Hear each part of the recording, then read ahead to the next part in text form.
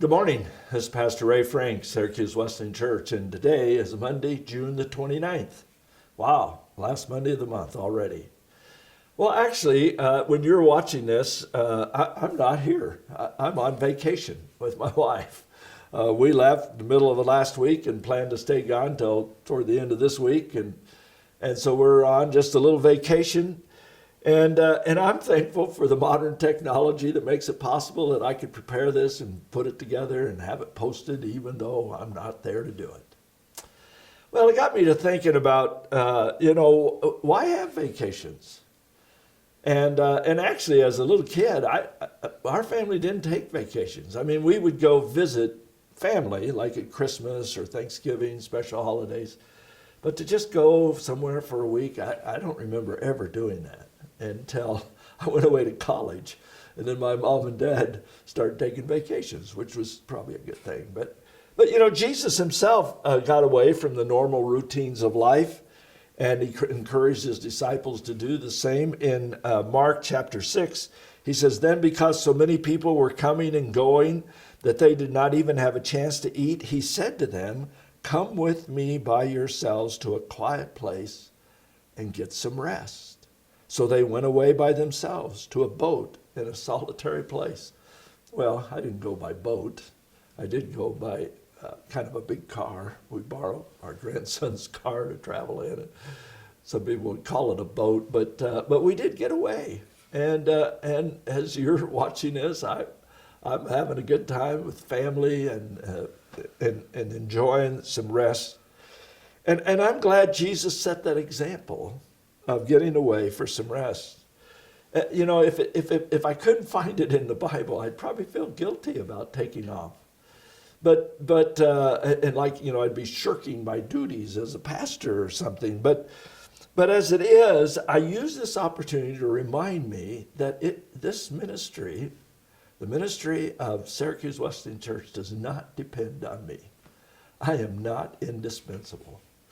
In fact, my mom used to do a little thing. I don't even know why this would ever come up, but I remember her doing it 2 or 3 times until she would just say it and I'd get the picture. But I remember one time she got a little bowl of water and she told me, she said, "Now put your finger in there." And I did. And she said, "Pull it out." And she said, "Now see what big hole you left?" Well, of course, there's no hole. And that illustrates that hey, I'm not indispensable.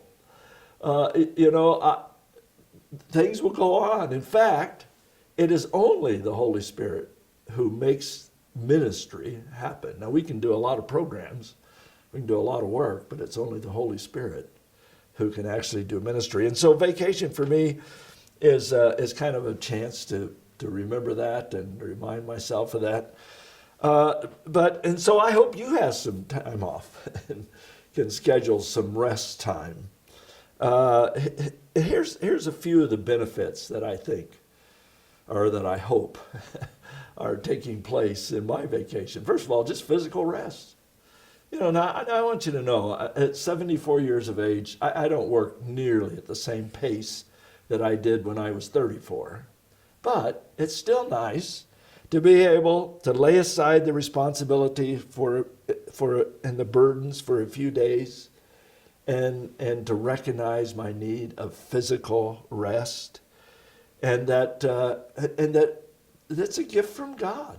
God himself rested on the 7th day, and so he nourishes us when we find times of rest.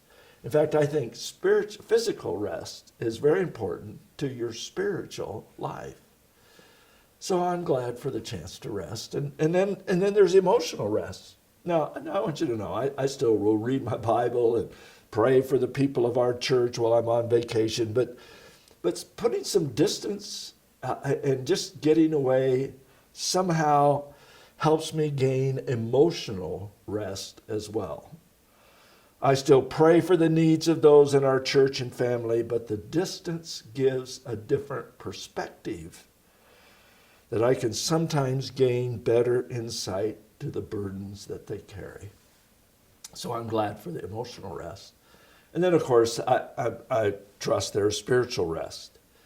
The writer to the book of Hebrews reminds us, there remains then a Sabbath rest for the people of God. For anyone who enters God's rest also rests from their works, just as God did from us. Let us therefore make every effort to enter that rest. Well, finding rest can revive us spiritually to remind us that we are Christians not because of our performance, not because of our work, not because of what we do, but only because of what Jesus did for us on the cross and what the Holy Spirit does in us when we submit to his control. Well, so I think the thing I'm looking forward to the most is just getting the extra time to spend with my wife, Lorna, away from the distractions of working. After all, July 3rd marks our 10th wedding anniversary, and I am profoundly grateful that I get to spend some extra time with my bride. Well, I hope that all of you listening will have some time in the summer or this fall to be able to get some time away, some vacation time to rest physically and emotionally and spiritually. God bless you. Have a great week.